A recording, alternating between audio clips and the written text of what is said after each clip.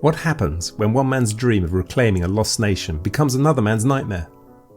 Chiang Kai-shek was once a ruler of China, a proud general and devout Christian. He saw himself as the guardian of China's soul. In 1949, Chiang and his nationalists were defeated in a civil war by Mao Zedong's communists. Chiang had to flee to the island of Taiwan. He was accompanied by around 1.5 million people, followers, soldiers, officials, and China's wealthy elite. But Taiwan was no willing sanctuary.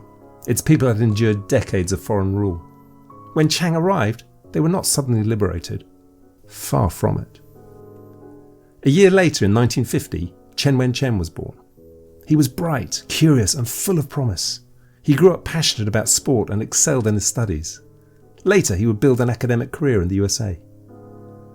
But success abroad would lead him into a deadly trap, one set years before he was even born.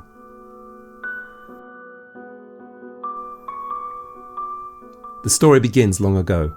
For centuries, Taiwan was home to indigenous people who were joined by waves of settlers from China. Then, from 1895 to 1945, the island was colonised by Japan. Formosa, as it was then called, was transformed into a modern colony. But the Taiwanese were second-class citizens, their land seized, their language suppressed, and their religion replaced.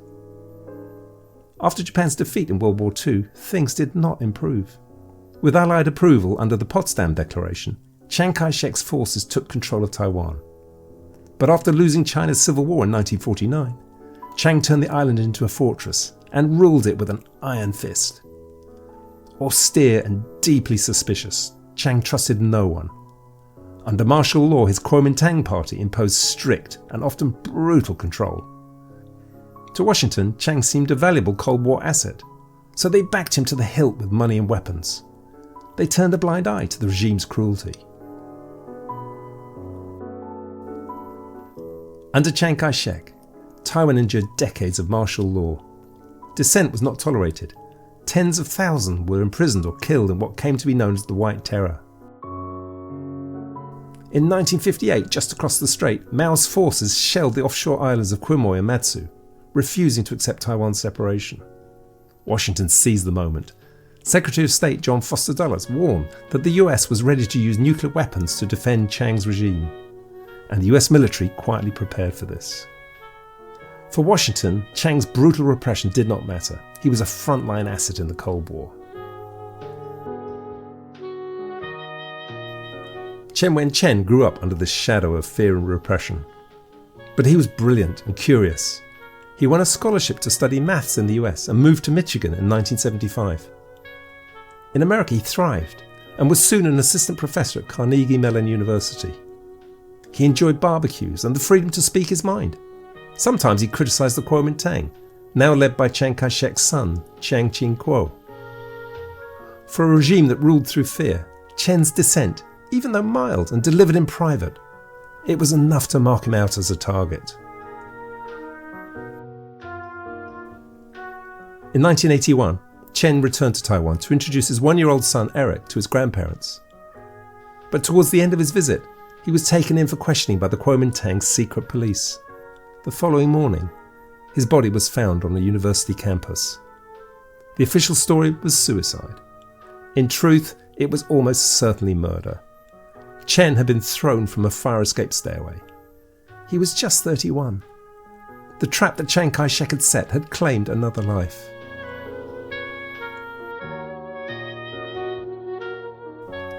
Taiwan's White Terror lasted nearly 4 decades.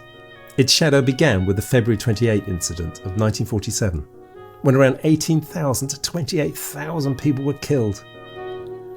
In the years that followed, the Kuomintang executed thousands, imprisoned tens of thousands, and ruled with fear and violence. Huang Wen-kung was a doctor and a director of a clinic. In 1953, he was executed for supposedly colluding with communist agents. Shortly before meeting the firing squad, he wrote to his unborn daughter. "Dear Chun Lan," he wrote, "I was arrested when you were still in your mother's womb. What a pity that we, father and daughter, can never meet." Sadly, Huang Wen-kung was just one of many thousands executed or treated brutally during the White Terror. As late as 1987, Kuomintang troops massacred 24 Vietnamese refugees on the islands of Liu, 8 of them children. International outrage helped bring an end to the White Terror, and Taiwan's first halting steps towards democracy were taken. Throughout these decades of repression, bloodshed and heartbreak, Washington kept the arms and money flowing. Peace or justice for Taiwan was never their priority. Neither was democracy. For the US, Taiwan's role was to be a pawn in a geopolitical struggle. Taiwan was a tool to be used against China. Today, Taiwan is often portrayed as a small, defiant country bullied by China, a story that serves the West's arms industry. Yet Taiwan is not even recognised as an independent nation, neither by the USA nor by the United Nations. It's a land of paradox. Very few on the island support communism, yet many still identify as Chinese. These two maps tell the story. On the left, we see the spread of different languages spoken.